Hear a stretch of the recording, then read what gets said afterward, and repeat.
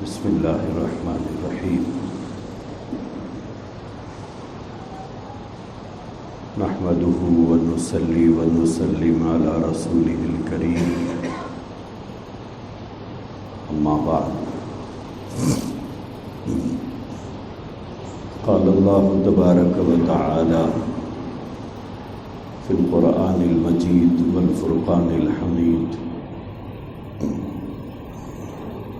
فأعوذ بالله من الشيطان الرجيم بسم الله الرحمن الرحيم عسى أن تكرهوا شيئا وهو خير لكم وعسى أن تحبوا شيئا وهو شر لكم.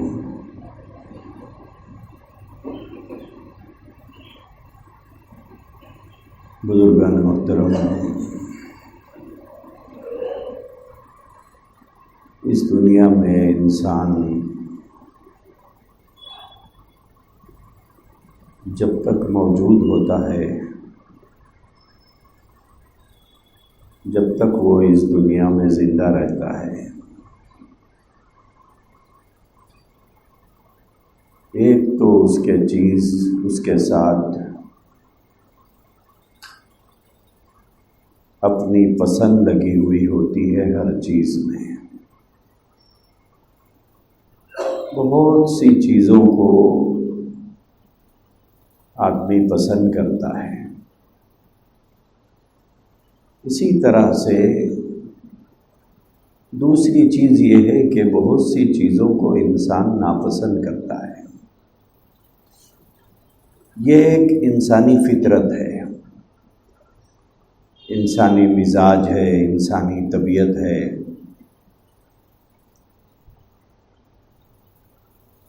کہ بہت سی چیزیں اسے پسند ہوتی ہیں، بہت سی چیزیں اسے ناپسند ہوتی ہیں. اور ہم سب کا مزاج اور طبیعت یہ ہے کہ ہماری جو پسندیدہ چیز ہے وہ ہمیں ملے،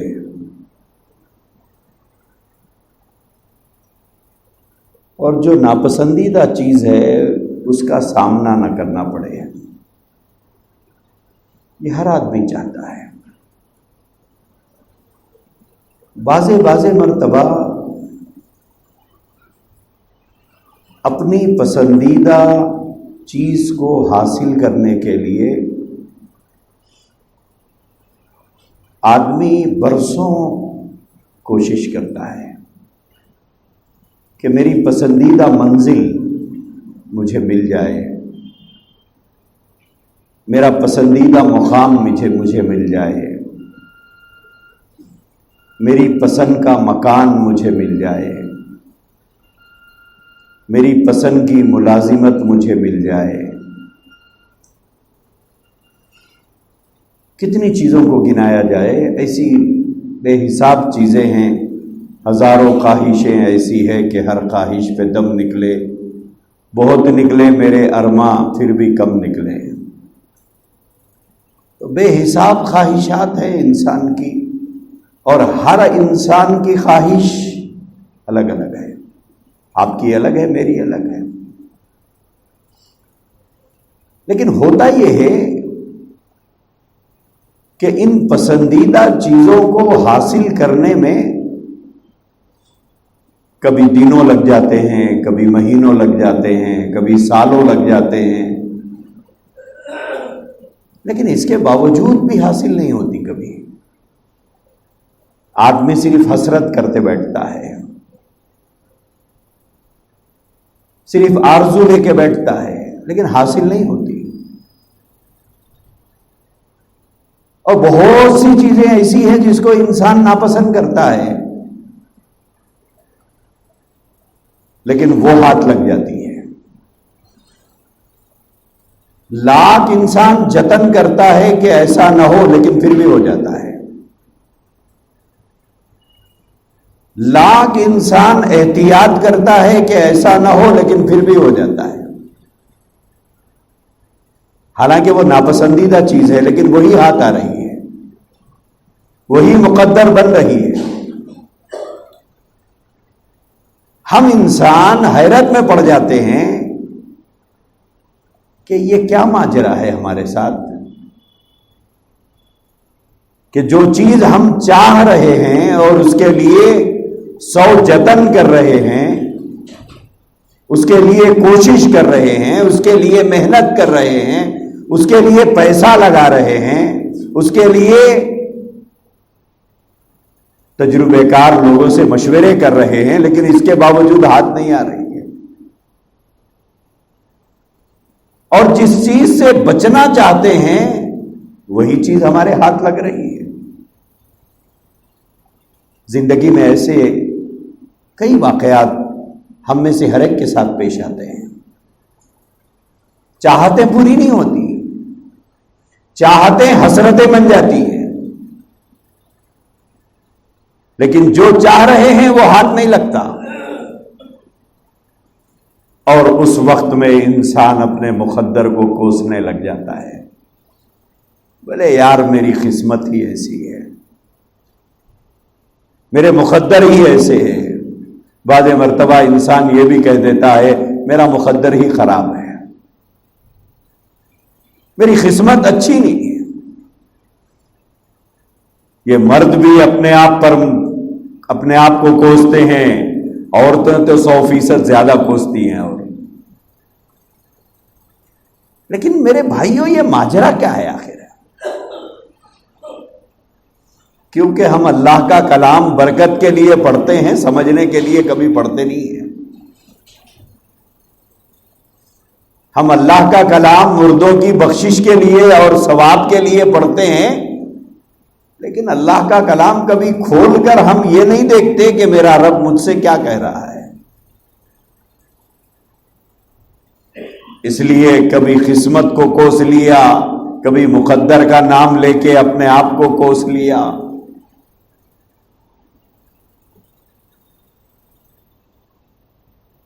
ان حالات کے بارے میں جن کا ہم سامنا کرتے ہیں، پسند ناپسند کا، اس کے بارے میں تو قرآن نے کبھی کے فرما دیا ہے، لیکن ہم کھول کے پڑھتے کہاں ہیں؟ ہم تو نماز میں جو سورے پڑھتے ہیں اس کے معنی اور مطلب کیا ہے وہ بھی ہم نہیں جانتے ہیں۔ ہماری مشکل تو یہ ہے، اگر پیدائش سے شاید ہوش سنبھالنے سے لے کے آج تک سورہ فاتحہ پڑھ رہے ہیں، لیکن ہم سے اگر پوچھ لیا جائے غیر المغضوب سے کون مراد ہے، ولا الضالین کسے کہتے ہیں، تو ہم نہیں بتا سکتے۔ مغضوب علیہم کون ہے، ضالین کون ہے؟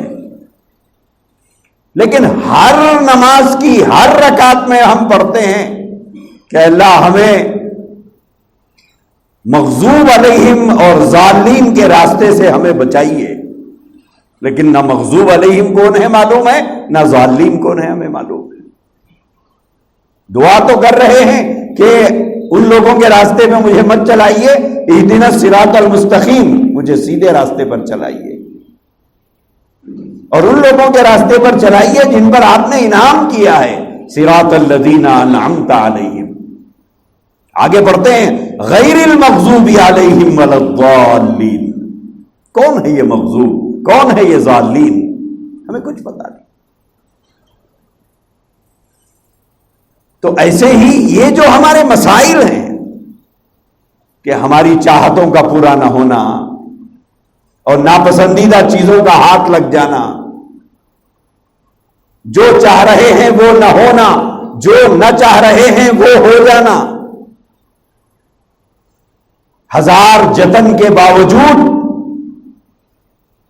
ناپسندیدہ چیزوں میں پھنس جانا، کیا وجوہات ہیں؟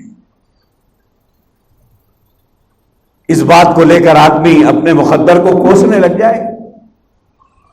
حضرت علی رضی اللہ تعالیٰ عنہ کا ایک ملفوظ ہے، مقولہ ہے۔ سیدنا علی رضی اللہ تعالیٰ عنہ نے فرمایا عرفت ربی بفسخ العزائم، فرمایا کہ میں نے اپنے رب کو وہاں پہچانا ہے جہاں اس نے میرے عزائم توڑ دیے، میرے ارادے توڑ دیے، میرے ارادوں میں ناکام ہو گیا، تو میں نے سمجھا کہ جتن کے بعد اگر یہ حالات کا سامنا ہے تو کوئی ذات ہے جو وہ نہیں چاہتی ہے جو میں چاہتا ہوں. عرفت ربی بفسخ العزائم کہ میں نے اپنے رب کو پہچانا ہے جہاں اس نے میرے ارادے اور میرے عزائم کو توڑ دیا ہے. تو یہ جو چیز ہے کہ پسندیدہ چیز کے پیچھے ہم میں سے ہر آدمی بھاگتا ہے. میں میری پسند کے پیچھے حاصل کرنے کے لیے لگا ہوا ہوں، آپ حضرات اپنی پسند کے پیچھے اس کو حاصل کرنے لگے ہوئے ہیں، لیکن مل نہیں رہی ہے. اب نہیں ملتی ہے تو آدمی مایوس ہو جاتا ہے، اللہ کا شکوہ کرنے لگ جاتا ہے، اپنے مقدر پہ کا شکوہ کرنے لگ جاتا ہے.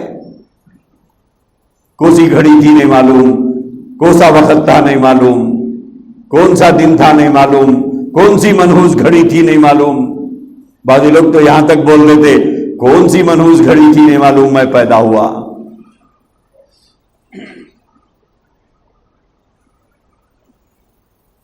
اللہ تبارک و تعالیٰ نے قرآن کریم میں اس کا جواب دیا ہے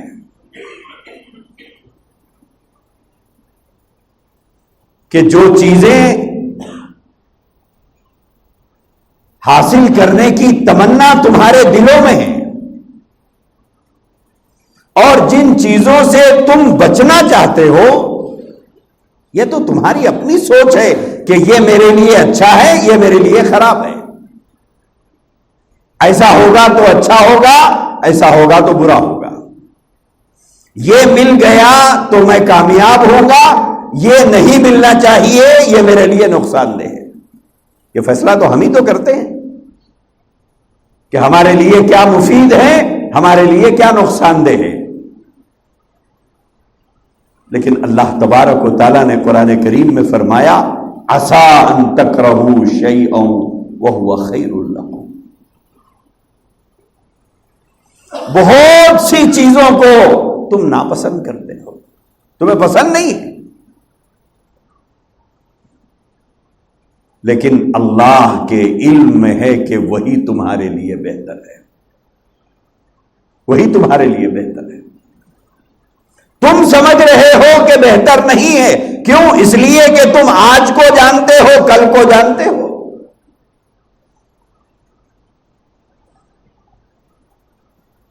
لیکن تمہارا رب تو ہر بات کا علم، ہر چیز کا علم رکھتا ہے. وہ جانتا ہے کہ جس چیز کو تم ناپسند کر رہے ہو یہی تمہارے لیے بہتر ہے. عسیٰ ان تکرہوا شیئا وہو خیر لکم، یہ تمہارے لیے بہتر ہے. تم سمجھ رہے ہو کہ یہ میرے لیے بہتر نہیں ہے، لیکن اللہ کے علم میں ہے کہ وہ تمہارے لیے بہتر ہے. اللہ فرماتے ہیں کہ بہت سی چیزیں جس کو تم ناپسند کرتے ہو حالانکہ اللہ کے علم میں ہے کہ وہی تمہارے لیے بہتر ہے. وَعَسَىٰ أَن تُحِبُّوا شَيْئًا وَهُوَ شَرٌّ لَكُمْ،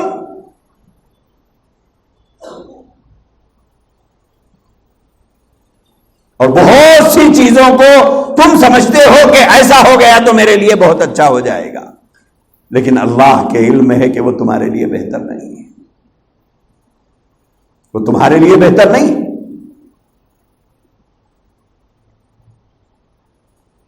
جس چیز کو تم اچھا سمجھ رہے ہو وہ تمہارے لیے بہتر نہیں، اور جس چیز کو تم خراب سمجھ رہے ہو وہ تمہارے لیے بہتر ہے.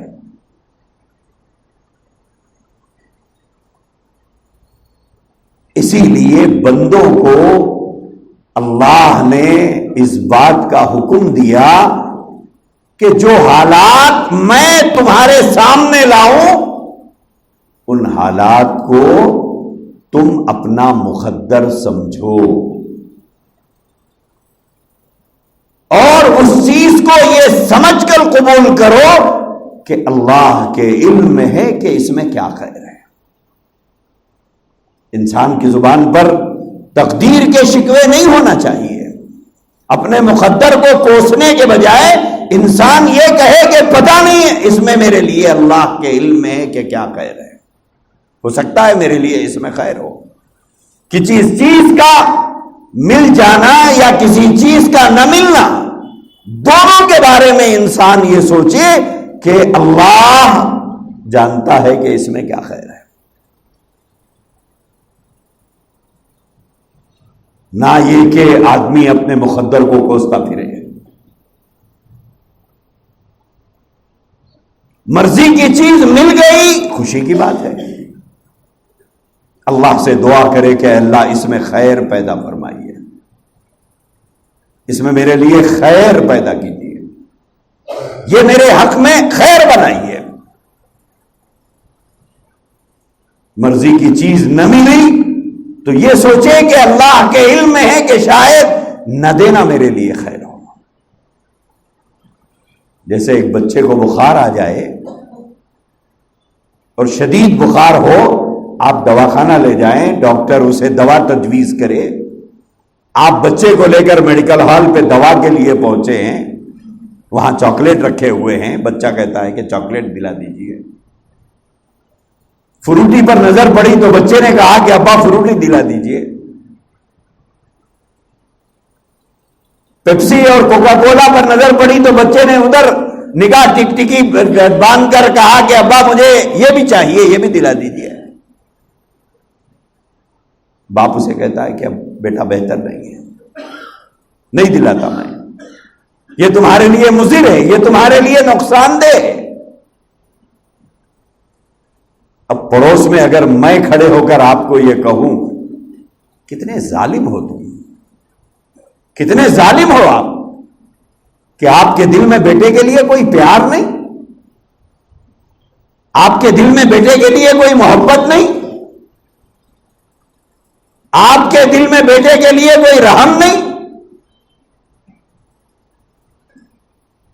بچہ ایسی کوئی قیمتی چیز مانگ رہا ہے جو آپ منع کر رہے ہو،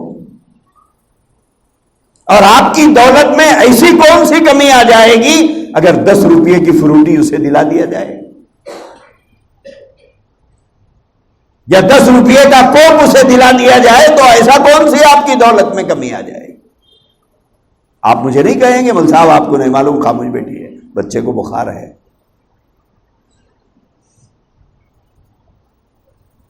بخار میں کوئی بھی ٹھنڈی چیز اسے نہیں دی جاتی ہے، یہ اس کے لیے مفید نہیں ہے، نقصان دہ. میرا اس کو اس چیز کا دلانا چاہت نہیں ہے، نہ دلانا ہی میری چاہت کی علامت ہے، نہ دلانا ہی اس سے پیار کرنے کی علامت ہے، نہ دلانا ہی یہ محبت ہے میری.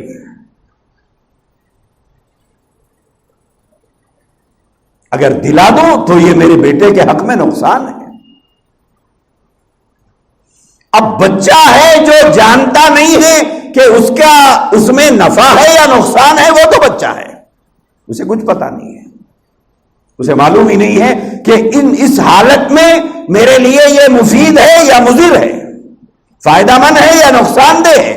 وہ تو بس ضد لے کے بیٹھا ہوا ہے کہ نہیں مجھے دلائیے. میرے عزیز بھائیوں، ہماری بھی صورتحال اس بچے سے کچھ الگ نہیں ہے اللہ کے سامنے، کہ ہم بہت سی چیزوں کا اللہ کے سامنے مطالبہ کرتے ہیں کہ اللہ فلاں چیز دے دیجئے، اور فلاں چیز سے مجھے بچائیے، لیکن ویسا نہیں ہو رہا ہے، ویسا نہیں ہو رہا ہے، بلکہ الٹے حالات سامنے آ رہے ہیں. اب انسان یہ سمجھ رہا ہے کہ میرا مقدر خراب ہے، انسان یہ سوچ رہا ہے کہ میری قسمت خراب ہے، جبکہ اللہ تبارک و تعالیٰ فرما رہے ہیں کہ جو چیز تمہاری پسندیدہ ہے وہ تمہارے لیے بہتر نہیں ہے، وہ تمہارے لیے بہتر نہیں ہے. کوشش کے باوجود، ماننے کے باوجود، محنت کے باوجود اگر تمہیں نہیں مل رہی ہے تو کچھ تو سمجھو. مسجد میں بیٹھ کے مانگا تب بھی نہ ملا، کعبے میں کے سامنے کھڑے ہو کے مانگا تب بھی نہ ملا، غلاف کعبہ کو چمٹ کر مانگا تب بھی نہ ملا۔ تو آدمی سوچتا ہے کہ میں نماز پڑھ کے مانگا، روزے رکھ کے مانگا، نذر و منت کر کے مانگا، مکے کا سفر کر کے بیت اللہ کے سامنے کھڑے ہو کر مانگا، پھر بھی اللہ نہیں دیا۔ وَعَسَىٰ أَن تُحِبُّوا شَيْئًا وَهُوَ شَرٌّ لَكُمْ۔ اللہ فرماتے ہیں جو چیز تم چاہ رہے ہو یہ ضروری نہیں ہے کہ وہ تمہارے لیے اچھی ہو، اللہ جانتا ہے وہ تمہارے لیے بہتر نہیں ہے، وہ تمہارے لیے بہتر نہیں ہے۔ اور جو چیز تم ناپسند کر رہے ہو ہمارے علم میں ہے کہ وہ تمہارے لیے بہتر ہے۔ سبق کیا دیا گیا؟ پیغام کیا ہے اس آیت کریمہ کے ٹکڑے میں؟ قرآن ہم کو کیا سبق دے رہا ہے ان آیات سے؟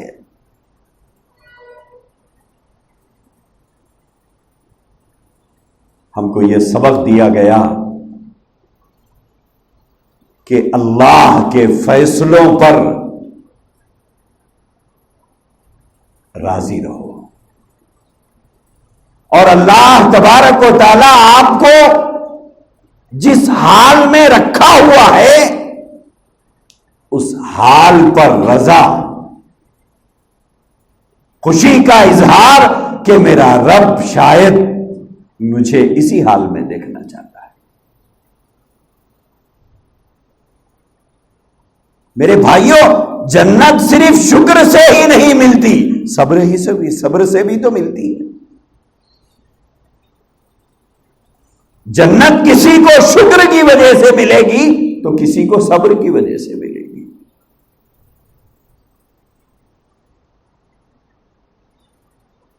ایسا نہیں ہے کہ جنت صرف شکر کرنے والوں کو ہی ملے گی، صبر کرنے والوں کو نہیں ملے گی۔ جس کو مل گیا وہ شکر ادا کرتے ہوئے جیے گا، جسے نہ ملا وہ صبر کرتے ہوئے جیے گا۔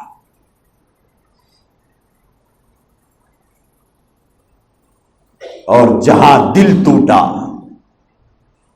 جہاں ارمان خاک میں مل گئے، جہاں آرزویں ختم ہو گئی، نہ ملا،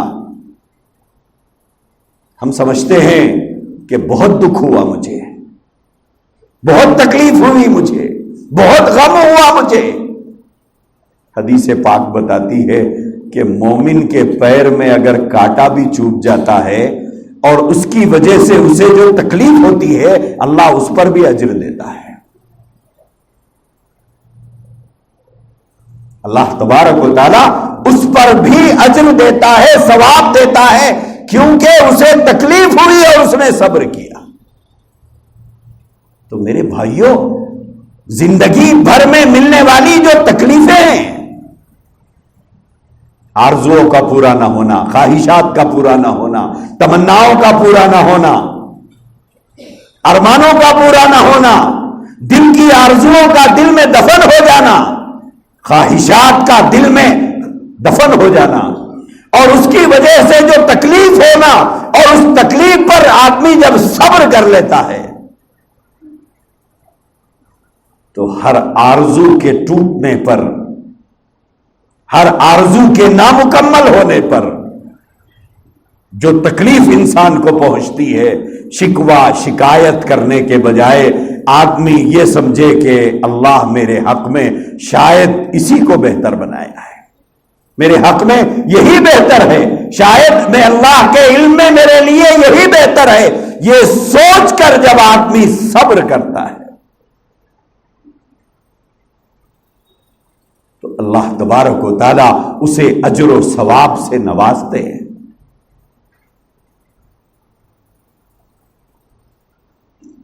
کیوں؟ اس لیے کہ اس کا دل ٹوٹا ہے۔ اور میرے بھائیوں، ایک بات یاد رکھو، جب بھی دل ٹوٹتا ہے، ٹوٹا ہوا دل لے کر خاندان کے گھر گھر پھرنے سے اچھا ہے، دوستوں کی محفلوں میں جانے سے اچھا ہے، اپنوں کو دکھڑا سنانے سے اچھا یہ ہے کہ آدمی اس وقت اللہ کو سنائے۔ یہ دعا کی قبولیت کا وقت ہوتا ہے جب آدمی کا دل ٹوٹ جاتا ہے۔ دنیا میں کسی ٹوٹی ہوئی چیز کی کوئی قیمت نہیں ہے، لیکن ٹوٹے ہوئے دل کی قیمت اللہ کے پاس ہے۔ ٹوٹے ہوئے دل کی قیمت اللہ لگاتے ہیں، باقی ٹوٹی ہوئی کوئی چیز دنیا میں کوئی لینے تیار نہیں، لیکن یہ ٹوٹا ہوا دل لے کر، زخمی دل لے کر جب آدمی اپنے پروردگار کے سامنے جاتا ہے اور اس کے سامنے اپنی بے بسی کا، اپنی لاچاری کا، اپنی مجبوری کا، اپنی کمزوری کا، اپنے دکھ کا، درد کا اظہار اپنے رب کے سامنے کرتا ہے، یہی تو وقت ہوتا ہے دعا کی قبولیت کا۔ کیوں؟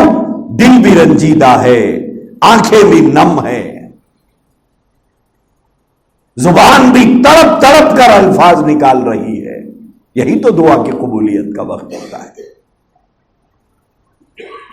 کبھی ہم کو یہ نہیں سوچنا چاہیے کہ میں جو چاہ رہا ہوں وہ نہیں ہو رہا ہے۔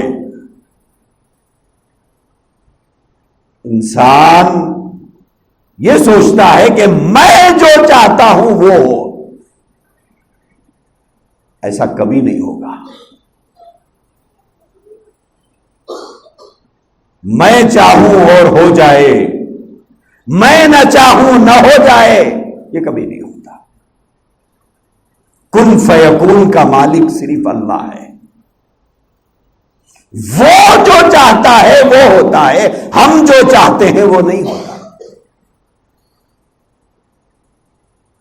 اسی لیے حالات چاہے ہماری طبیعت کے موافق یا مطابق ہو، یا حالات ہماری خواہش کے خلاف ہو،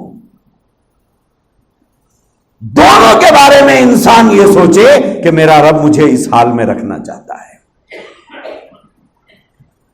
میرا اللہ مجھے اسی حال میں رکھنا چاہتا ہے۔ کر تو کچھ بھی نہیں سکتے، کچھ کر سکتے ہیں ہم لوگ؟ کچھ نہیں کر سکتے، تو پھر راضی ہو جانے میں کیا برا ہے؟ ویسے بھی کر کچھ نہیں سکتے ہم لوگ، تو کیوں نہ اپنے رب کو خوش کر دیں کہ مالک آپ مجھے اس حال میں رکھنا چاہتے ہیں، آپ کا فیصلہ مجھے منظور ہے، لیکن اے اللہ میں کمزور ہوں، برداشت نہیں کر پاؤں گا، میں ناتوان ہوں، اسے ڈھو نہیں پاؤں گا، میں لاغر اور کمزور ہوں، اسے برداشت نہیں کر پاؤں گا۔ آپ کا فیصلہ، واقعی آپ کا فیصلہ میرے لیے بہتر ہے، لیکن اے اللہ اس سے بہتر کوئی اور انتظام فرما دیجیے۔ جب بھی دل ٹوٹتا ہے، جب بھی ہمارے پلان ناکام ہو جاتے ہیں اور دل پر چوٹ لگتی ہے، آنکھیں نم ہو جاتی ہے، طبیعت مغموم ہو جاتی ہے، دل رنجیدہ ہو جاتا ہے، تو یہی وقت دعا کا ہوتا ہے کہ آدمی مصلی بچھائے اور اپنے رب کے سامنے دعا کرے۔ حضرت اسماء رضی اللہ تعالی عنہا حضرت ابوبکر صدیق رضی اللہ عنہ کی بیٹی ہے، حضرت عائشہ رضی اللہ تعالی عنہا کی بڑی بہن ہے۔ ان کے شوہر جہاد میں گئے ہوئے تھے، گھر میں کچھ سامان رکھ کے گئے تھے، وہ ختم ہو گیا۔ حضرت زبیر کو جو اندازہ تھا کہ میں اتنے دن میں واپس ہو جاؤں گا، وہ واپس نہیں ہو پائے، یا گھر میں سامان ختم ہو گیا۔ اور اتفاق کی بات یہ ہے کہ حضرت اسماء رضی اللہ تعالی عنہا حاملہ تھی۔ فرماتی ہیں کہ میرے پڑوس میں ایک یہودن رہتی تھی، اور اس کے گھر میں وہ گوشت بھون رہی تھی. ہوا کے جھونکوں کی وجہ سے گوشت کے بھوننے کی بھینی بھینی خوشبو میرے گھر میں آ رہی تھی. میں حاملہ تھی، میری طبیعت مچل گئی. صبر کرنے کی کوشش کی لیکن صبر بھی نہیں ہو پا رہا تھا، طبیعت متلا رہی تھی میری. تو حضرت اسماء فرماتی ہے رضی اللہ تعالی عنہ، میں انگار مانگنے کے بہانے یہودن کے گھر گئی، اس کو آواز دی تاکہ اسے ایک اندازہ ہو جائے کہ زبیر گھر میں نہیں ہے اور میں حاملہ ہوں، اور عرب کا دستور بھی ہے، معاشرہ وہاں کا ماحول بھی ہے کہ وہ مہمانوں کا اکرام کرتے ہیں، تو شاید میرا اکرام کرے. اس سوچ کے ساتھ میں نے اس کے گھر پہ دستک دی. وہ باہر نکلی، پوچھا اسماء بے وقت کیسے آنا ہوا؟ کہا کہ نہیں، وہ انگار چاہیے تھا. تو وہ جلدی سے اندر گئی، انگار لائی اور دے دی. حضرت اسماء رضی اللہ تعالی عنہ فرماتی ہے میرا دل بجھ گیا، لیکن طبیعت کی بے قراری نہیں ختم ہوئی. تو واپس آئی، پھر دوبارہ گئی، پھر دستک دی، پھر وہ آئی، پوچھا اسماء پھر؟ کہا کہ وہ ہوا کے جھونکوں سے انگار بجھ گیا. تو وہ سمجھ نہیں پائی وہ پڑوسن، تو وہ جلدی سے اندر گئی اور تیزی سے انگار لا کر پھر دے دی. حضرت اسماء رضی اللہ تعالی عنہ فرماتی ہے کہ دل ٹوٹ گیا، دل ٹوٹ گیا. انگار میں نے وہیں پر پھینک دیا اور سیدھے گھر میں آئی، وضو بنائی اور مصلی پہ کھڑی ہو گئی. ہم دل ٹوٹتا ہے تو کیا کرتے ہیں؟ ایک سگریٹ پینے والا ایک ڈبی پی جاتا ہے، کیا بولے بہت تکلیف میں ہوں بھائی. ایک پان کھانے والا 10 پان کھا لیتا ہے. ایک گلاس پینے والا پورا بوتل پی جاتا ہے، کیا بولے بہت غم میں ہوں میں. یہ ہماری طبیعت ہے. ہمارے نبی نے ہم کو یہ نہیں سکھایا. دیکھو میرے بھائیوں، اللہ سے لینے کے راستے سیکھو. ہم وہ نہیں سیکھتے، ہماری مجبوری ہے. ہم دل بہلانے کے لیے دوستوں کے پاس جاتے ہیں، اپنوں کے پاس جاتے ہیں، عزیزوں کو دکھ سناتے ہیں.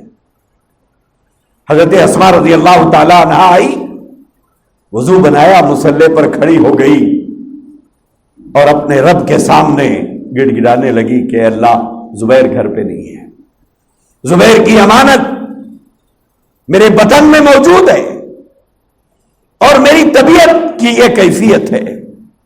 وہ اپنے اللہ سے لو لگا کے دعا کر رہی ہے. تھوڑی دیر کے بعد گھر کے دروازے پہ دستک ہوئی. حضرت اسماء رضی اللہ تعالی عنہ دعا سے فارغ ہو کر دروازے پر گئی کہ یہ بے وقت کون آیا. جب دروازہ کھولا تو دیکھا کہ وہ یہودن کھڑی ہوئی ہے ایک تشت لے کر. تو پوچھا کہ کیا بات ہے؟ کہا کہ اسماء یہ قبول کر لے، یہ ہدیہ ہے، یہ تحفہ ہے، یہ قبول کر لے. حضرت اسماء نے فرمایا مجھے نہیں چاہیے، مجھے نہیں چاہیے. اس نے کہا کہ میں عاجزی کرتی ہوں. ہمارے جملوں میں اگر کہیں تیرے پیر پکڑ لیتی ہوں، اسے لے لے. بولے کیوں؟ بولے تیرے جانے کے بعد میرا شوہر آیا تھا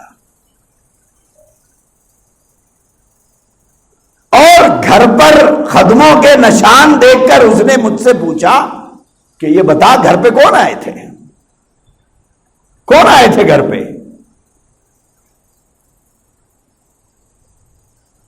اس نے اجنبی نشانات دیکھے، یہ عرب کے تفصیلات ہیں، وہ تو گھوڑوں کی مینگنیوں سے گھوڑوں کی نسلیں بتاتے تھے. تو اس نے خدموں کے نشان سے پوچھا کہ کون آئے تھے گھر پہ. نے کہا کہ اسماء آئی تھی. اچھا کیوں آئی تھی؟ تو اس نے کہا کہ انگار لینے کے لیے آئی تھی. تو اس نے کہا کہ یہ گوشت سے تم نے اس کا اکرام کیا کہ نہیں کیا، ضیافت کی کہ نہیں کی، مہمان نوازی کیا یا نہیں کیا؟ اس نے کہا کہ نہیں کھلایا میں نے. تو اس کے شوہر نے کہا جب تک وہ نہیں کھائے گی میں بھی نہیں کھاؤں گا. تو نے ہمارے عرب کے معاشرے اور سماج، ہمارے کلچر، ہماری تہذیب کے خلاف کام کیوں کیا تو نے؟ اس نے کہا کہ اگر تو یہ لے جا کر نہیں دے گی تو میں اسے ہاتھ نہیں لگاؤں گا۔ اب وہ یہودن عورت حضرت اسما سے فرما رہی ہے کہ میں تیرے پیر پکڑ لوں گی، اسے قبول کر لے۔ اس کی عاجزی، منت، سماجت کے بعد حضرت اسما رضی اللہ تعالی عنہا نے اسے قبول کر لیا اور لا کر جانماز پر رکھ کر رب کے سامنے فرمایا، رب کریم کیا ادائیں ہیں آپ کی؟ دروازوں پر بھیجاتے ہیں، خالی ہاتھ لوٹاتے ہیں، اور دوسروں کو دروازے پر بھیجاتے ہیں، پیر پکڑ کے دلواتے ہیں۔ یہ ہے اللہ کی مصلحت ہے۔ شاید اللہ کو یہ گوارا نہیں تھا کہ ابو بکر کی بیٹی کسی یہودن کے گھر سے کوئی چیز کھائے، لے کر آئے۔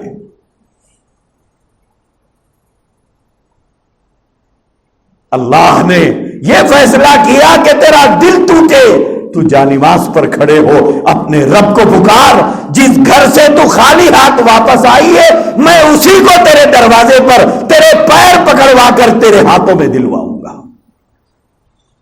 یہ ہے خدا کا نظام، یہ ہے مومن کے لیے سبق۔ آسان تکرہوا شیئا وہو خیر لکم وآسان تحبوا شیئا وہو شر لکم۔ اللہ ہم سب کو توفیق عطا فرمائے۔ وآخر دعوانا الحمدللہ رب العالمین۔